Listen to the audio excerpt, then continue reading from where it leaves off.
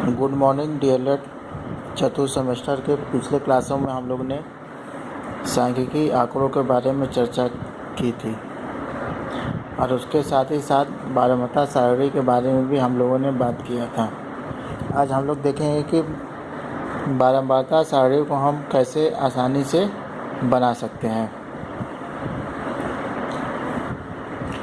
बारहमासा सारणी को बनाने के लिए हम एक उदाहरण का उपयोग करेंगे। यहाँ पे एक उदाहरण में हमें दिया हुआ है कि 20 परिवारों में किसी सर्वे के अंतर्गत बालकों की संख्या निम्न है। यानी कि एक सर्वे किया गया है, उस सर्वे वो 20 परिवारों के ऊपर किया गया था और उस सर्वे में हम लोगों ने यह प्रश्न पूछा था कि उन परिवारों में बालकों की संख्या कितनी है। तो पहले परिवार में जो बालकों की संख्या वो 1 है, दूसरे परिवार में 3 है, तीसरे परिवार में बालकों की संख्या 1 है और इसी प्रकार 20 परिवारों में बालकों की संख्या इस प्रकार नोट किया गया है। अब ये जो आंकड़ा हमको दिया हुआ है, अब इनका हमको बारहमासा सारणी बनाना है। जब भी हम बारहमासा सारणी बनाते हैं तो उसमें 3 स्तंभों का हम लोग प्रयोग करते हैं। पहला स्तंभ जो होता है उसे विचर का मान पहले स्तंभ में बनाते हैं, दूसरे स्तंभ में हम मिलान चिन्ह यानी कि टेली मार्क्स बनाते हैं और तीसरे स्तंभ में हम बारंबारता या फ्रीक्वेंसी को डिनोट करते हैं। तो इस प्रकार इस उदाहरण के लिए अगर हम देखें तो पहले स्तंभ में हो जाएगा परिवारों में बालकों की संख्या, दूसरे स्तंभ में मिलान चिन्ह और तीसरे स्तंभ में बारंबारता। अब हम देखते हैं कि ये जो हमको आंकड़ा दिया हुआ है इसका जो सबसे लोअर लिमिट और सबसे हाईएस्ट लिमिट कौन सी है, यानी कि इसमें सबसे छोटी संख्या कौन सी है और सबसे बड़ी संख्या कौन सी है। तो देखते हैं कि सबसे छोटी संख्या 1 है और जो सबसे बड़ी संख्या वो है 4। तो इसको हम एक छोटी संख्या 1 से शुरू करते हैं, 1 2 3 और 4, अब मैक्सिमम तक जाते हैं।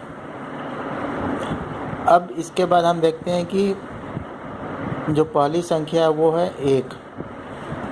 तो 1 के सामने हम टेली चिन्ह में एक लाइन को खींच देते हैं। आगे बढ़ते हैं तो देखते हैं कि दूसरी संख्या है 3।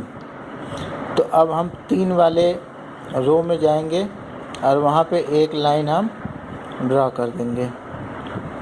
तीसरी संख्या हमारा 1, तो फिर से हम 1 वाले रो में जाएंगे और जिसमें पहले से एक संख्या है अब उसके आगे हम एक संख्या और खींच देंगे।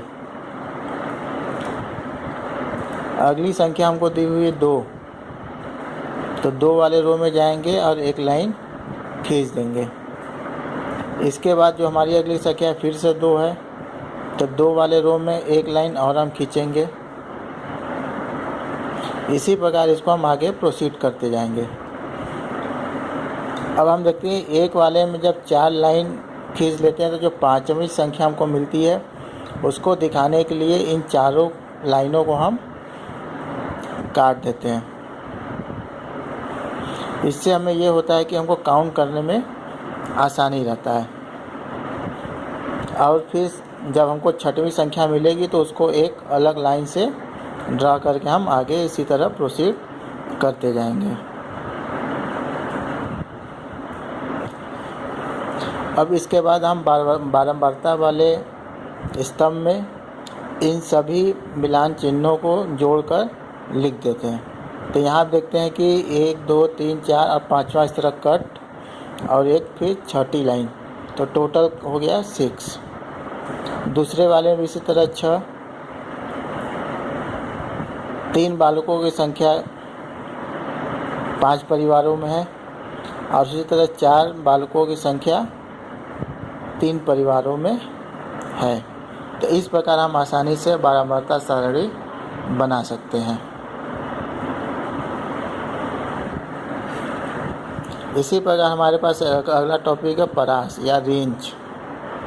जैसा कि नाम से ही पता चल रहा है कि किसी विचर x के अधिकतम तथा न्यूनतम मान के अंतर को परास कहते हैं।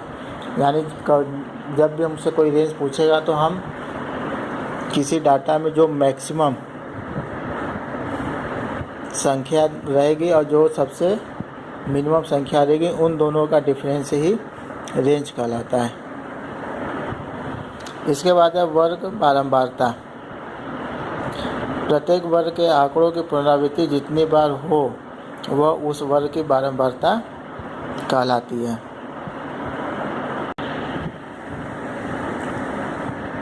अगला टॉपिक हमारी माध्यिका।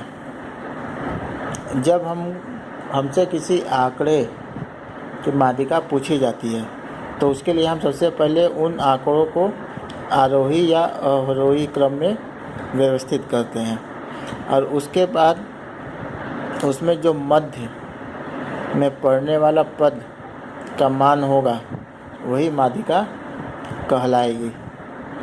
जैसा कि यहाँ पे लिखा हुआ है, जब आंकड़ों को आरोही या अवरोही क्रम में व्यवस्थित किया जाए तो मध्य में पड़ने वाले पद का मान आंकड़ों की माध्यिका कहलाती है।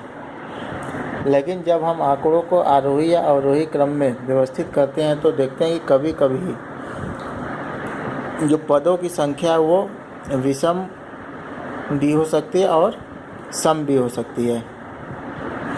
तो जब पदों की संख्या विषम होती है, यानी कि जो हमारा पद n है वो विषम हो, तब जो माध्यिका होगी उसको निकालने के लिए जो हमारे पास सूत्र है वो है n+1/2। n+1/2 वहाँ जो पद होगा वही उसका जो मान होगा वही माध्यिका होगी। इसी प्रकार यदि n हमारा सम है, यानी पदों की जो संख्या है, आंकड़ों की संख्या वो n है, तब जो n/2वां पद तथा n/2 + 1वां पदों का जो औसत होगा वही माध्यिका कहलाएगी।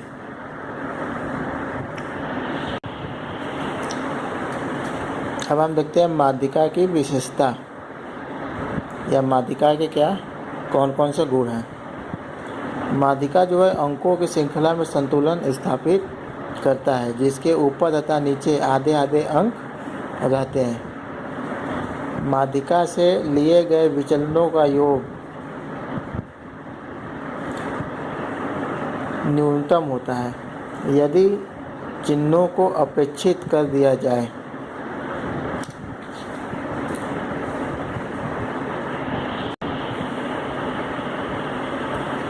माध्यिका का उपयोग हम मीडियन या माध्यिका को कहाँ कहाँ यूज कर सकते हैं। जब श्रृंखला का वास्तविक मध्य बिंदु ज्ञात करना हो तब माध्यिका का उपयोग हम करते हैं। जब कोई आंकड़ा दिया और उसका अगर हमको वास्तविक मध्य बिंदु ज्ञात करना हो तो उस समय हम माध्यिका उपयोग में लाते हैं। दूसरा कि वितरण के असामान्य होने की अवस्था में माध्यिका का उपयोग करते हैं। जब यह ज्ञात हो कि कुछ अंक केंद्रीय प्रवृत्ति के माप को प्रभावित करेंगे पर उनके बारे में यही सूचना उपलब्ध हो कि वे वितरण के सिरों पर स्थित हैं, तब माध्यिका की गणना करनी चाहिए।